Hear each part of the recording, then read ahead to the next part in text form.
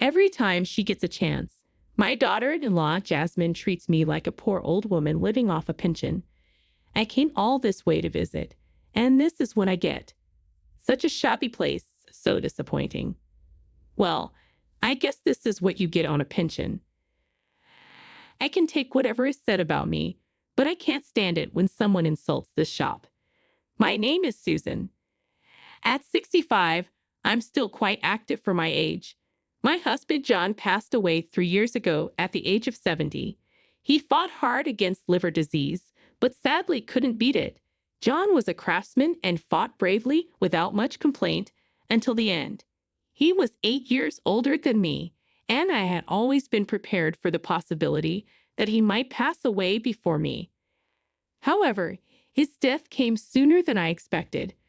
For a while, I was like a shell of my former self, but thanks to friends and neighbors, I gradually regained my spirit.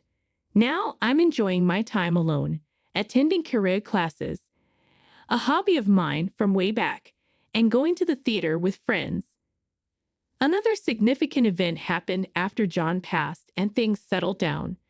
My eldest son, Louis, got married. I thought it would be something to cheer me up.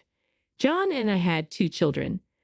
Our eldest, Louis, is now 37 years old and works as an IT engineer.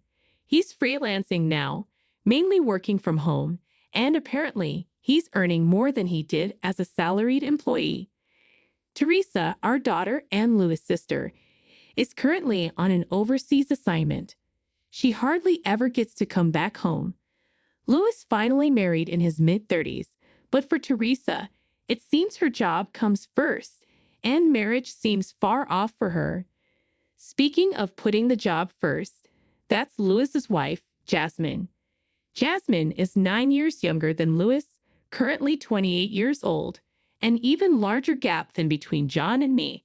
I first met Jasmine 2 years ago when Louis said, "I've decided to marry this person," and brought Jasmine to our house.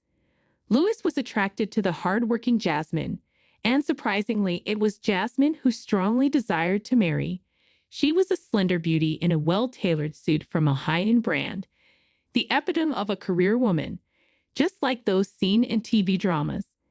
She exuded an aura of competence, and her views expressed during our family meetings were quite modern. We want to be a couple who respect each other's independence and freedom. Just because I'm a woman doesn't mean I'll give up on advancing my career. I'll work hard. I think we probably won't have children, she said.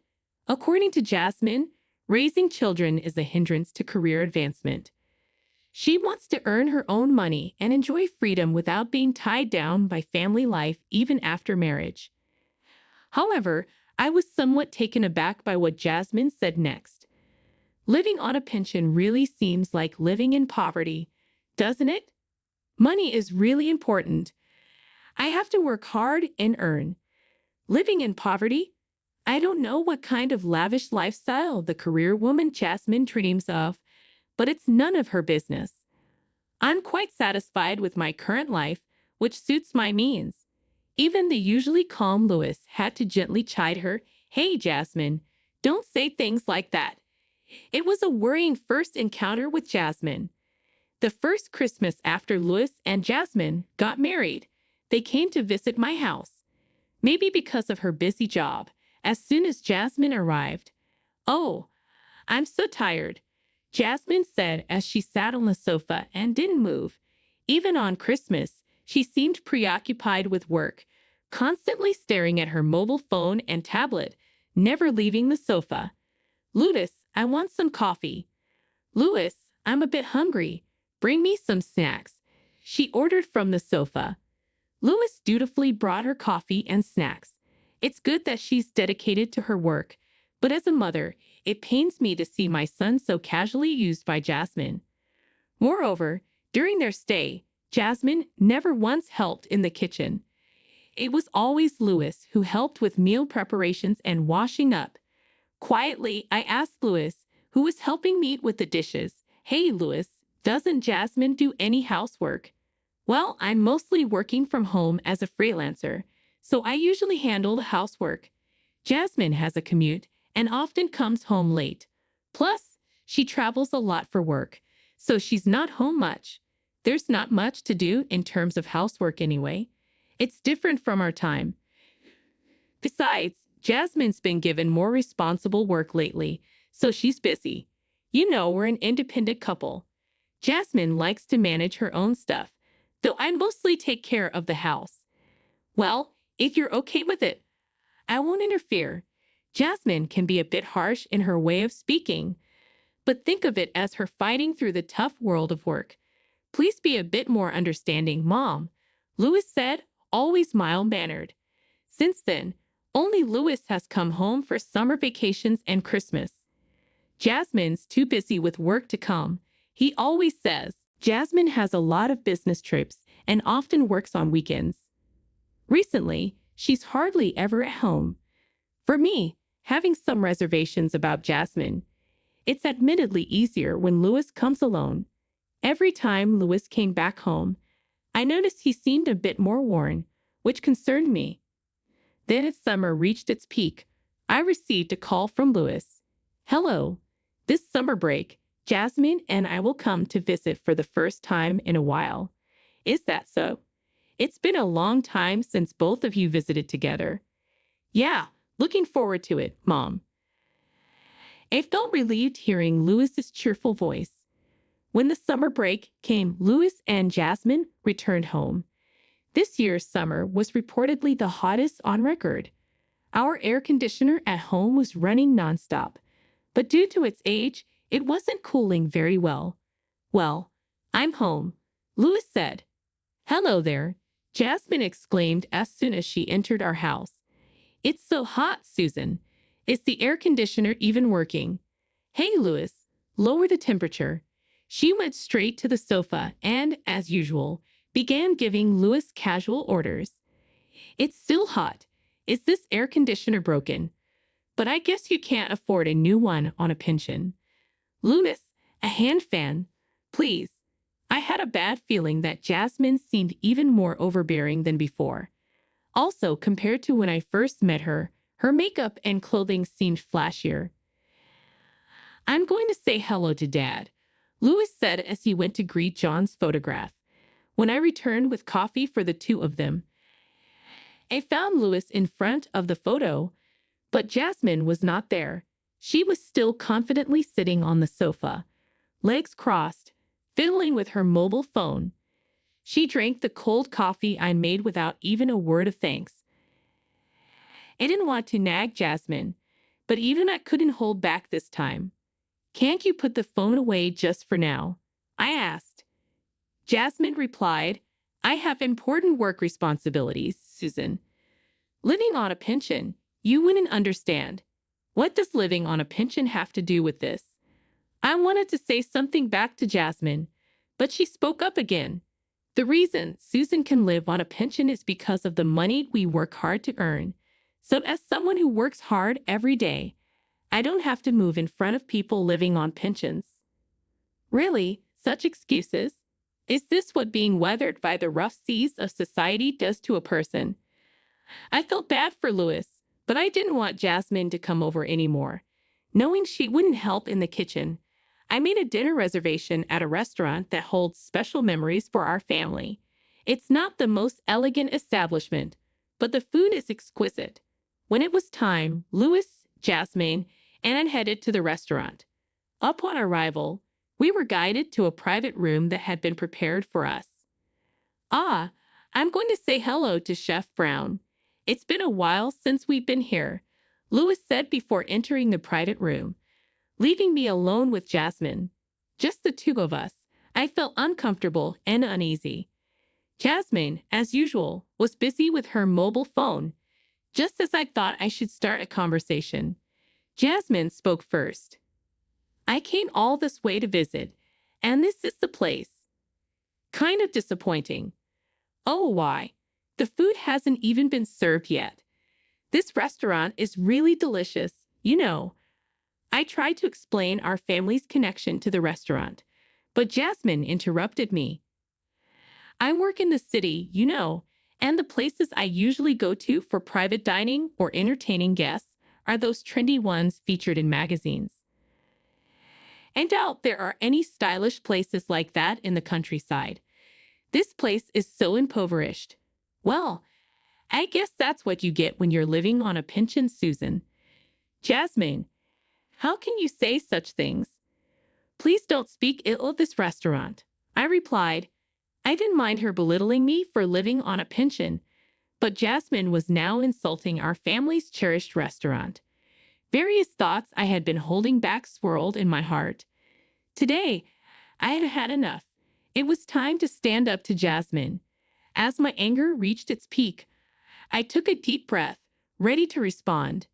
When we get home, Jasmine, a voice interrupted. It wasn't mine. It was Louis. After greeting Chef Brown, Louis had returned and stood at the entrance of the private room. His eyes had a coldness as his parent had never seen before. I will absolutely not tolerate anyone speaking ill of this restaurant. His eyes said, Jasmine, this restaurant you see was started by my dad and mom. Jasmine must have never seen Louis so angry before. She couldn't continue her usual haughty behavior. My father was a chef. He and my mom started this restaurant together and put their hearts into it. It's a precious place for us, filled with cherished memories. And you call it impoverished. Indeed, this restaurant was started by John and me, just as Louis said. John was a skilled chef, and his cooking attracted locals who kept the restaurant always full. It wasn't a place with constant lines, but people from afar would come having heard about it. When the restaurant became busier, Chef Brown, now in charge of the kitchen, was John's right-hand man. Well, I didn't know that. You don't need to be so angry, Louis, Jasmine retorted, her face strained. Whether you knew it or not, there are things that are okay to say and things that are not. Louis's anger hadn't subsided yet. Today's Louis was different from usual. As I watched a bewildered Jasmine, I remembered the days when Louis was still in elementary school. He used to stop by the restaurant after school and often helped us out. He washed dishes with his small hands and cut vegetables next to John. Even after marrying Jasmine, it was always Louis who helped me out. This was my chance. I decided to fight back. Jasmine, you know I'm still the owner of this restaurant. I had planned to hand it over entirely to Chef Brown after John passed away, but Chef Brown, who was greatly indebted to John, insisted on looking after the restaurant until I turned 70. I still help out at the restaurant sometimes, and it provides enough income for me to live on my own. So I've arranged to start receiving my pension at 70. You keep belittling me for living on a pension, but guess what? I'm not even on a pension yet. Sorry to disappoint. Maybe I should add one more thing, Jasmine. Don't know what kind of lavish lifestyle you dream of with all your hard work, but I'm perfectly content with my life as it is, suited to my means. Thought you were living on a pension, Jasmine said, her tone uncertain. As you can see, I'll start receiving my pension when I turn 70. I still have money left by John that I haven't touched. I have no reason to be belittled by someone like you. Yes. I'm sorry, Jasmine stammered, looking down, diminished. Perhaps she hadn't expected such a retort from the always gentle Louis and me. Maybe John lent us his strength from beyond. Mom's right, Louis murmured softly. I looked at Louis, who was rummaging through his bag. He took out a bundle of envelopes and postcards and placed them in front of Jasmine. What is this? Jasmine asked as she took the bundle and checked its contents. Her face turned pale. No matter how hard you work outside, if you shop without restraint, you can't keep up with the payments, right? Wait, what? I didn't know these had arrived. I don't know anything about this, Jasmine protested. You're never home because of overtime and business trips. No time to check the mailbox. Louis replied, What's this all about? I asked, eyeing the bundle of mail Jasmine was holding. To my surprise, It was a stack of dunning letters from credit card companies.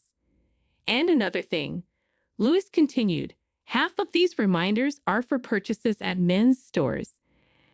I've never known you to shop there, and I doubt you're wearing men's clothing. What's going on? No, that's not it. Jasmine protested. Lewis, don't say such awful things. I can explain. I decided not to hold back any longer. Jasmine, explain this. I demanded firmly. It was for a present. I bought it for someone I owe a lot to at work. I was in a hurry, so I used my card. Jasmine stammered, her face reddening and her makeup starting to melt. For someone you owe a lot to, Louis repeated, pulling out another, larger envelope from his bag and thrusting it at Jasmine. What now? Jasmine hesitantly opened the envelope, her face turning pale. Inside were photos of her walking arm in arm with a flashy young man, entering an apartment building with him. The most damning evidence was left unspoken. What is this? You investigated me? Jasmine exclaimed, her voice sharp. With all those dunning letters, I had to look into it. Louis replied, resigned yet composed. What's wrong with taking a little break? I'm stressed from work, Louis. You're older and too calm. You don't provide any excitement. To me, you're just a house husband. I need some excitement outside or I can't stand it. Jasmine blurted out, now red-faced. Stop it right now, I shouted, my anger finally exploding. Jasmine, listen to me. How dare you treat Louis like a housewife when you're not supporting him? You said you wanted to be a self-reliant and free couple. How is overspending and infidelity being self-reliant and free? I don't want to see your face anymore. Get out of this restaurant right now. Susan, you don't need to get so angry. Louis interjected. Quiet, just get out. I insisted. Startled by the fury Louis and I had shown, Jasmine fled the restaurant. Chef Brown, who had been observing the scene, approached us. Is everything settled? Chef Brown asked. I'm sorry for causing a scene, Louis said. It seems I had to confront Jasmine. I explained the situation to you earlier. It's okay, Louis. Susan, the food is ready, so I'll bring it over. Just the family now. Please take your time, Chef Brown reassured us. Thank you. We appreciated his understanding. Louis and I regained our composure and enjoyed the meal, reminiscing about past times. Chef Brown had faithfully continued John's flavors, bringing back fond memories. Afterwards, Louis stayed at my house while proceeding with the divorce. He left everything to a lawyer and moved his belongings out while Jasmine was at work. According to acquaintances, Jasmine continued to spend lavishly on men even after the divorce. Her mailbox remained full of dunning letters, and her workplace started receiving calls about her overdue payments.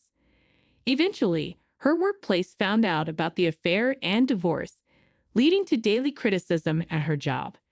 Despite the discomfort, she couldn't afford to quit as she had to pay damages to Louis. Short on funds, she was swiftly abandoned by her boyfriend, left only with debts and broken pride. With Jasmine gone, peace returned to my life.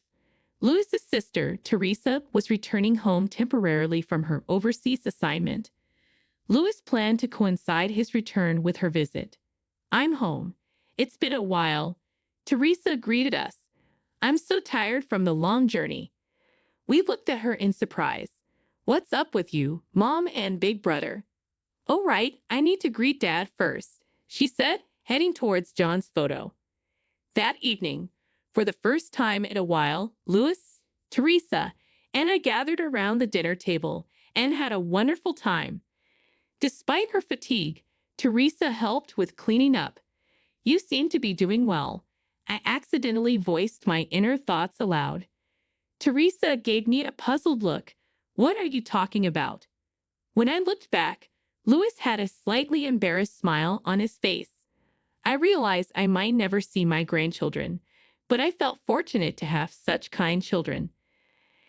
I knew John in heaven was at peace, And until the day I joined him, I vowed to live a life that suited me and enjoy my solitude. That was the promise I made to myself.